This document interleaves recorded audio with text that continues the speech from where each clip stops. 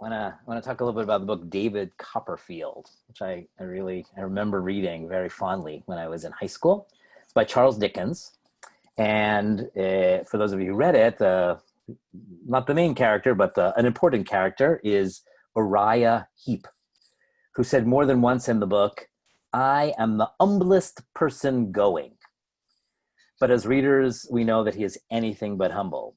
As the book goes on, Dickens makes it clearer and clearer that Uriah Heep is actually manipulative, dishonest, and obsequious. Those are words you would use to describe him. He's actually a thief. He says that he's humble, but there's very little evidence that that is true or that that is a defining characteristic of him. Of course, that's the problem with humility. If you say you're humble, are you really humble, right? How could you do that? In this week's Parsha, Balotcha, Moshe is described by the Torah as exceedingly humble, more than any other person on the face of the earth. Va'ish Moshe, anav me'od mikol ha'adam asher al pnei adama. Some people challenge this by saying, we know Moshe, and he has moments when he gets angry. Think about the golden calf. When he's argumentative, think about what he says to God after the golden calf. When he is not at all patient, see the water from the rock, is he really humble? But none of these moments really take away from Moshe's humility for me. They actually help me understand what humility is and isn't. When you look at translations from the Bible, many translate this line as saying that Moshe was meek. They take the word anav and they say it's meek. But it's actually humility. And humility is not being meek or weak or passive. It is knowing our place in the world. It's knowing one's particular spot in the world. A person who's humble like Moshe knows that they don't know everything. They understand that it's not always about them. And they recognize the limits of their own power. And Moshe demonstrates this over and over again, right? He goes to God again and again for advice. He listens to his father-in-law. Later, he refuses to let God destroy the people and install his family as the new Israelites. It's not about him.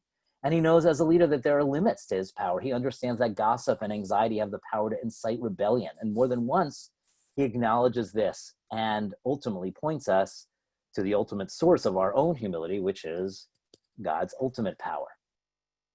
Saying that you're humble is different than saying that you're humbled. And I think that many of us have felt humbled in the last 3 months as we've seen this coronavirus prove experts wrong, reveal who is a leader and who is not, shown every person on the globe that this is not about you, it's about us. And so sadly, we recognize that what we want to do, find a cure, is not so easy despite all of our knowledge and power, and that leads us to humility. Another moment that I think should lead us to humility is when we listened last week to the leadership of the Creston Baptist Church who shared their stories. It was humbling. The everyday ugliness of racism, the toll it takes every day, the ways that so many of us are not aware even that this is happening to people that we interact with, people who are neighbors, our friends. As we participated in marches, we read articles, spoke to people with similar experiences, maybe had some hard conversations with our kids and family members, I hope that there were moments where we said, there is so much I don't know. It's not about me, and my power is limited. But this shouldn't lead to meekness or passivity. Rabbi Shraga Simmons writes, humility does not mean meek reluctance to speak up or to be assertive. Humility is not slouching your shoulders and having low self-esteem. Humility is the ability to be objective about one's own position vis-a-vis everyone else. If I'm in the position to lead, then I should lead. And if not, I should defer. I must know where I stand and not take undue liberties. So my question to each one of you is, where can you lead? Where do you need to listen more and learn more? What can be something you can do to respond? We all know that there are so many times when we felt the need to do something to respond to a crisis in the world or a country or a community, and maybe we did.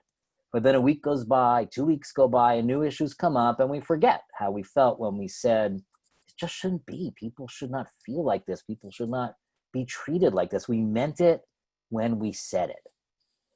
But that's where I think humility comes in, not the meek or passive understanding of it, but humility that challenges us to see ourselves clearly, what we can't do and what we can. And when it comes to responding to racism, there is actually a lot that we can do. We can learn. We can speak up when people around us express racist sentiments. We can examine our own biases. We can get involved with organizations that are doing this work. We can listen to the Black community more than we talk. We can protest. We can vote. We can all do something that will continue to respond to what we heard and what we saw, and respond for longer than just a couple of weeks. As a shul and a Jewish community, we're planning several initiatives to deepen our engagement in these issues, to learn more, to hear more, to do more. And more information about this will be forthcoming, and we'll continue to be in dialogue and action with our interfaith partners. Uriah Heep is a really interesting character. He's not someone most of us would like to hang out with, but as the book goes on, Dickens offers a backstory to explain this. Turns out that Uriah Heep had a hard life. He was born poor. He was sent to live in a school run by a charity, and his entire life, the people in charge of that school told him, you should be grateful for everything you receive. You should be humble. You're lucky to get anything from us. We are all better than you. One could argue that all of this filled him with such anger and rage that he would do anything to ruin other people's lives, that he didn't even know how to live a straight life. I don't think this excuses Heep, but Dickens suggests to us, dear readers, that what we think we know about this character is not all there is to know.